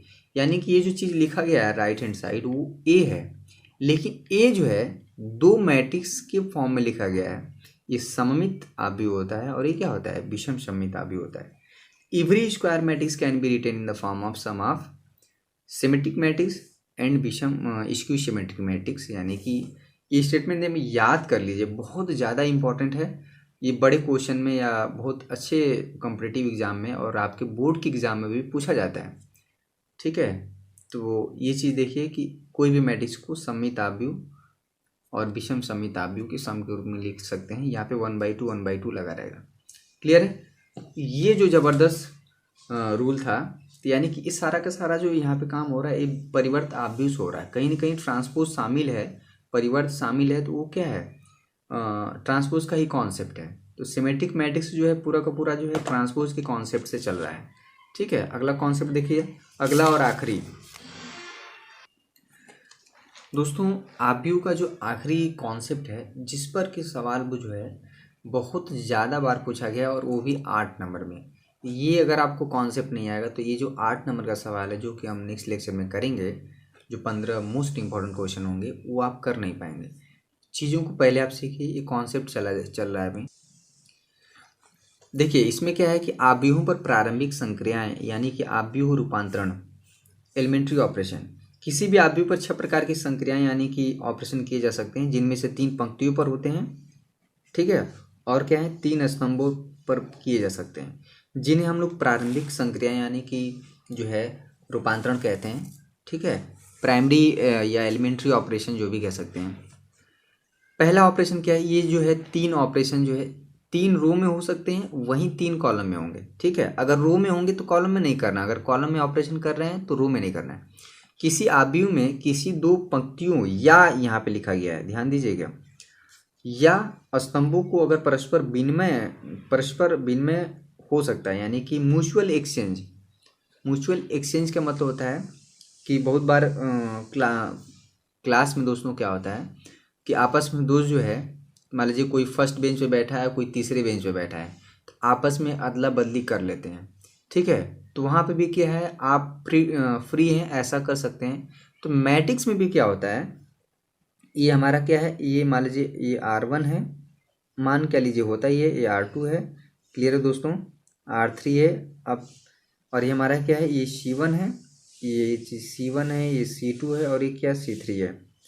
इसमें ये कह रहा है कि कोई भी रो या कोई भी कॉलम आपस में अदला बदली कर सकते हैं। जैसे हमारा मन किया कि R1 R2 है, आपस में ये लिखने का तरीका है R1 चेंज टू R2। ठीक है ना, यानी कि फर्स्ट कॉलम जो आपस में अदला बदली कर लिए हैं, जो पहले स्थान फर्स्ट रो में था वो सेकंड रो में चला जाएगा, जो सेकंड रो में वो फर्स्ट रो पे चला जाएगा। ठीक है, तो ये चीज़ है √2 4 1 और ये क्या हो जाएगा 2 3 4, यानी कि 2 3 4 हमारे यहाँ पे आ जाएगा। तो ये जो चीज़ है, ये हमारा रो में यानी कि पंक्ति में हो सकता है। कोई भी 2 रो, यानी कि R1 और R3 भी बदल सकता है। ये जो है R1 और R3 भी आपस में म्यूचुअल एक्सचेंज का मतलब होता है, परस्पर विनिमय का मतलब होता है आपस में अदला बदली करना। ठीक है, ये चीज़ हो सकता है। R2 और R3 भी आपस में बदल सकते हैं। तो दोस्तों ये हमारा पहला जो नियम हुआ एलिमेंट्री ऑपरेशन का। वही चीज़ जो है कॉलम में भी हो सकता है, C1 C2 आपस में बदला बदली कर सकते हैं, C2 C3 भी कर सकते हैं, कोई भी 2 कॉलम जो है आपस में अदला बदली कर सकते हैं। मोटी मोटा समझिए, ज़्यादा गणित वाली भाषा नहीं समझना है, मतलब यही समझना है कि आपस में अदला बदली कोई रो और कोई कॉलम कर सकते हैं। हाँ, आप कॉलम को उठा के रो में नहीं कर सकते हैं, ठीक ना। C1 का चेंजेस जो है R1 के साथ नहीं करना है, ठीक है, आपस में अदला बदली कर सकते हैं। तो मैट्रिक्स का जो है मान जो है, जो वैल्यू है वो बदलता नहीं है। ठीक है, तो ये आपको सहूलियत है, यानी कि पहला नियम आप जान गए। ये सारे नियम जो है यूज करेंगे किसी मैट्रिक्स का इन्वर्स निकालने में, यानी कि व्युत्क्रम आव्यूह निकालने में, जो वो बहुत बार एग्जाम में पूछा जाता है कि कोई मैट्रिक्स आपको दे देगा, पूछेगा कि एलिमेंट्री रो ऑपरेशन या एलिमेंट्री कॉलम ऑपरेशन या एलिमेंट्री ऑपरेशन, यानी कि प्रारंभिक संक्रियाओं द्वारा जो है उस मैट्रिक्स का क्या निकालिए, इन्वर्स निकालिए। ये उसके लिए माहौल बन रहा है। ठीक है, दूसरा जो है सहूलियत क्या है कि किसी पंक्ति या स्तंभ के अवयवों को एक अधिक संख्या से गुणा या भाग कर सकते हैं। चलिए, ये चीज़ हमारा बहुत इसको समझने की बात है कि मान लीजिए कोई मैट्रिक्स ये है 4, ये आप जब पढ़ेंगे तो उतना समझ में नहीं आएगा, जब हम एग्जाम्पल करेंगे तो क्लियर हो जाएगा। 4 5 0 3 8 9 12 7 2 1 3 क्रॉस 3 ऑर्डर का मैट्रिक्स है। तो इसमें कह रहे हैं कि R1 में क्या है 2R1, ये देखिए ऑपरेशन क्या हो रहा है 2R1, यानी कि जो R1 है यानी कि फर्स्ट पंक्ति है, उसमें कह रहा है कि 2 का आप क्या कर दीजिए, मल्टीप्लाई कर दीजिए। तो मल्टीप्लाई आप कर सकते हैं, किसी रो या किसी कॉलम में भी एक किसी फिक्स नंबर का मल्टीप्लाई कर सकते हैं। ठीक है, देखिए यहाँ पे जैसे R2 को है 5R2, इसका मतलब है कि देखिए यहाँ पे ये म्यूचुअल एक्सचेंज नहीं हो रहा है, सिर्फ ये अगर म्यूचुअल एक्सचेंज होता तो यहाँ पे ऐसे तीर लगा होता है, यानी कि R2 और 5R2, क्योंकि R2 में ऑपरेशन हो रहा है, ये बताता है कि किस में ऑपरेशन हो रहा है, और इधर क्या बताता है कि क्या हो क्या रहा है। तो हो ये रहा है कि R2 में 5 का मल्टीप्लाई हो रहा है, तो जो हमारा सेकेंड रो भैया उसमें 5 का मल्टीप्लाई कर दीजिए, और 5 का मल्टीप्लाई होगा तो इस पूरे रो में होगा। ये हमारा R2 है, ये नहीं कि यहाँ पे हो जाए, यहाँ पे हो जाए, यहाँ पे ना हो, ये पूरे रो में होगा। तो 5 3 15, 5 5 40, 5 9 45। क्लियर है, ये चीज़ सहूलियत है। ये चीज़ आप कॉलम में भी कर सकते हैं। चलिए यहाँ तो मल्टीप्लाई हो रहा है, यहाँ पे डिवाइड भी कर सकते हैं, ठीक ना। R3 में 1/5 इंटू R3, ठीक है, 5 से डिवाइड कर दीजिए। तो इसमें कह रहा है कि किसी पंक्ति या स्तंभ के अवयवों को एक अदिश संख्या से गुणा या भाग कर सकते हैं, ये आपको सहूलियत है। ये ऑपरेशन जो है C1 में यानी कि फर्स्ट कॉलम में भी हो सकता है। ये C1 है 4 3 12, तो ये देखिए क्या है 5 का पूरा मल्टीप्लाई कर दीजिए C1 में। अगर जिस रो या कॉलम में ऑपरेशन होगा सिर्फ वही रो या कॉलम चेंज होगा, बाकी जो है रो और कॉलम उसी जैसा रहेगा, ठीक ना। यहाँ पे ऑपरेशन जो है दोस्तों C2 और C3 पे नहीं हो रहा है, आप जो है C2 और C3 नहीं बदलेंगे, वो सिर्फ और सिर्फ ऑपरेशन जो हो रहा है ये बताता है ऑपरेशन किस पे हो रहा है, और इधर बताता है कि ऑपरेशन क्या हो रहा है। ऑपरेशन ये हो रहा है कि 5 इंटू C1, यानी कि जो फर्स्ट कॉलम है उस पर 5 का मल्टीप्लाई हो रहा है, तो सिर्फ और सिर्फ फर्स्ट कॉलम बदलेगा, C2 और C3 ज्यों का त्यों रहेगा। देखिए तीसरी सहूलियत क्या है, यही तीनों। देखिए ये आप सोच रहे होंगे 6 कैसे हो गया, ये 2 हुआ, तो ये जो है एक रो के लिए हुआ, एक कॉलम के लिए हुआ, तो यानी कि जो आप रो में कर सकते हैं वही कॉलम में कर सकते हैं, तो अब 4 हो गया है, ठीक है। तीसरा देखिए कह रहा है किसी पंक्ति, बहुत ज़्यादा इंपॉर्टेंट है, बहुत ज़्यादा इंपॉर्टेंट है, पूरा का पूरा क्वेश्चन जो है हम लगा देंगे इसी से। किसी पंक्ति या स्तंभ के अवयवों में किसी अन्य पंक्ति अथवा स्तंभ के संगत अवयवों को किसी शून्येतर यानी कि नॉन जीरो संख्या से गुणा करके जोड़ या घटा सकते हैं। इस चीज़ को समझना जरूरी है दोस्तों, ये आज का आखिरी कॉन्सेप्ट है। किसी पंक्ति या स्तंभ के अवयव में किसी अन्य पंक्ति या स्तंभ के अवयव को जोड़ के क्या कर रहा है ये, जैसे मान लीजिए एक स्क्वायर मैट्रिक्स है 2 3 4 1 5 7 9 2 6। दोस्तों बहुत मेहनत पड़ता है वीडियो बनाने में, अगर आप उतने मेहनत से उतनी शिद्दत से आप नहीं देखते हैं तो हम लोग का मेहनत जो है बेकार होता है। मैं कभी भी बच्चों को बहकाता नहीं हूँ, मुझे लगता है कि किसी बच्चे का टाइम जो है बड़ा इंपॉर्टेंट है। मैं उसमें बीच में खाली ये बताता रहूँ कि आप कैसे पढ़ें कैसे ना पढ़ें, पढ़वे मत करें कि कैसे नंबर आ जाए, ये सारी चीज़ें नहीं है दोस्तों। परिश्रम ही होता है, क्योंकि अगर बिना पढ़े नंबर आ जाए तो सारे बच्चे जो है इसी नियम को फॉलो करने लगेंगे और परिश्रम से विश्वास उड़ जाएगा। वास्तविकता यही है कि जो भी बच्चा नहीं पढ़ेगा उसका रिजल्ट बेहतर नहीं हो सकता है। कभी कभार जो है तुक्का बैठ जाता है, ठीक ना, कि कोई सेट करके चले गए, मतलब 2-3 साल का पेपर कर गए, किसी साल का फंस गया तो अच्छा नंबर आ गया, लेकिन आप हमेशा ऐसा नहीं होगा, ठीक ना। आप जो है परिश्रम करिए, मेहनत करिए, सवालों को हल करिए, जो सारी चीज़ें बताई जा रही हैं कोई भी व्यर्थ नहीं हो जाएगा आपका, ठीक है। ये थोड़ा सा लेंदी होगा क्योंकि ये मैट्रिक्स अगर आपको पूरा क्लियर रहेगा तभी डिटरमिनेंट हो पाएगा। ये सारी चीज़ें जो मैट्रिक्स में हो रही हैं वो बहुत सारी चीज़ें डिटरमिनेंट में भी होती हैं, ठीक ना, और क्या क्या नहीं होता है उसको भी बताया जाएगा। ये चीज़ क्या कह रहा है कि R2 में कह रहा है, ये देखिए ये लेफ्ट हैंड साइड जो लिखा जाएगा वो होगा R2, यानी कि R2 में ऑपरेशन हो रहा है। R2 में हो क्या रहा है कि R2 + 2R3, इसका मतलब ये हुआ कि R3 यानी कि जो थर्ड रो है दोस्तों उसमें 2 का मल्टीप्लाई करके, यानी कि थर्ड रो के प्रत्येक एलिमेंट में 2 का मल्टीप्लाई करके उसको R2 के साथ जोड़ देंगे। ये R2 है, ये हमारा क्या है R3 है। मतलब यह है क्या है, देखिए 2 9 18, 18 एक कॉरस्पॉन्डिंग एडिशन होगा। ये इसमें क्या है 2 दूना की 4, 4 इसमें 5 9, ठीक है। ये जो ऑपरेशन होगा R2 में हो रहा है, तो R2 में ऑपरेशन होगा दोस्तों तो सिर्फ R2 के अवयव चेंज होंगे, एलिमेंट चेंज होंगे, R1 और R3 के नहीं बदलेंगे। ये R3 है, ये R1 है। अगर R2 में ऑपरेशन हो रहा है तो R2 के, इसको ऐसे समझना है दोस्तों, किसी भी व्यक्ति का अगर ऑपरेशन हो रहा है, मान लीजिए हमारे चेस्ट का ऑपरेशन हो रहा है, किसी भी मतलब स्टोन निकालना है, तो अमूमन क्या है पेट चीरा जाएगा, ठीक है, उसमें वहाँ से जो भी स्टोन निकाला जाएगा। ये बताइए कि अगर हमको स्टोन का ऑपरेशन हो रहा है तो मस्तिष्क में तो चीर-फाड़ नहीं होगा, ठीक ना? आँख तो नहीं खोला जाएगा ना, मुँह तो नहीं खोला जाएगा ना। यानी कि जिस भी चीज़ का ऑपरेशन होता है वहाँ में चेंजिंग होगा, ठीक ना? और जो चीज़ में ऑपरेशन नहीं हो रहा है तो वो चीज़ ज्यों का त्यों रहेगा, ठीक है? ये उसी तरह से समझना है हमें। R3 पे ऑपरेशन क्या हो रहा है? R3 + 3R1। इसका कहने का मतलब है कि जो फर्स्ट रो है R1 है, इसमें 3 का मल्टीप्लाई करके वो R3 के प्रत्येक एलिमेंट के साथ ऐड कर दीजिए। तो इसमें 3 का मल्टीप्लाई करेंगे 3 × 6, 6 9 15, ठीक है। यहाँ पे देखिए 15, इसमें 3 का मल्टीप्लाई करेंगे 9, 9 2 के साथ करस्पॉन्डिंग एडिशन होगा 11, 9 चौके 36, 36 6, यहाँ पे थोड़ा सा गड़बड़, 3 का मल्टीप्लाई हो रहा है, 3 चौके 12, 12 6 18। ये हमारा क्या हुआ? ये चीज़ R3। ये चीज़ हम कर सकते हैं, यही चीज़ हम कॉलम में भी जो ऑपरेशन हम कर रहे हैं ना, ये कॉलम में भी कर सकते हैं, ठीक है। इस तरह से 3 3 6 नियम हो जाते हैं। जो ऑपरेशन जो हम रो में कर रहे हैं वही ऑपरेशन जो है कॉलम में भी हो सकता है, ठीक है। यहाँ पे हम चाहें तो C2 को बदल सकते हैं। C2 पे ऑपरेशन कर दें क्या? C2 + 2C3, ठीक है।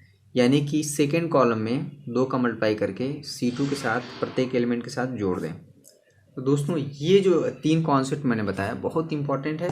इसी कॉन्सेप्ट का यूज़ करते हुए जो है इन्वर्टिबल मैट्रिक्स निकाला जाएगा, यानी कि किसी मैट्रिक्स का इन्वर्स निकाला जाएगा। इन्वर्टिबल मैट्रिक्स क्या होता है? व्युत्क्रमणीय आव्यूह क्या होता है, ठीक है ना। किसी मैट्रिक्स का व्युत्क्रम निकालना यानी कि इन्वर्स निकालना, ये होता है कि एक मैट्रिक्स ए है, अगर उसका इन्वर्स निकालना है तो इसका मतलब होता है कि वह मैट्रिक्स ढूंढिए जिसको मैट्रिक्स एक साथ मल्टीप्लाई कर दें तो आइडेंटिटी मैट्रिक्स आ जाए, यानी कि इकाई आव्यूह या तत्समक आव्यूह आ जाए। इस केस में जो है दोस्तों मैट्रिक्स बी जो है मैट्रिक्स ए का क्या कहलाता है? व्युत्क्रमणीय आव्यूह यानी कि इन्वर्स मैट्रिक्स, ठीक है। किसी भी मैट्रिक्स का इन्वर्स मैट्रिक्स जो होगा वो यूनिक मैट्रिक्स होगा, यानी कि अगर ए का बी है मान लीजिए, ठीक है, तो बी एक मैट्रिक्स होगा, तो जो मैट्रिक्स होगा अब अगर वो मैट्रिक्स जो है ए का इन्वर्स है तो उसके अलावा कोई दूसरा नहीं हो सकता है। तो कैसे निकालेंगे कि कोई मैट्रिक्स दे दिया हो उस मैट्रिक्स का इन्वर्स मैट्रिक्स कैसे निकालेंगे दोस्तों? ये एलिमेंट्री रो जो हमने तीनों सीखा है नियम, वही ऑपरेशन लगा लगा के जो है हम सवालों को हल करेंगे। तो दोस्तों आज का ये लेक्चर कैसा था?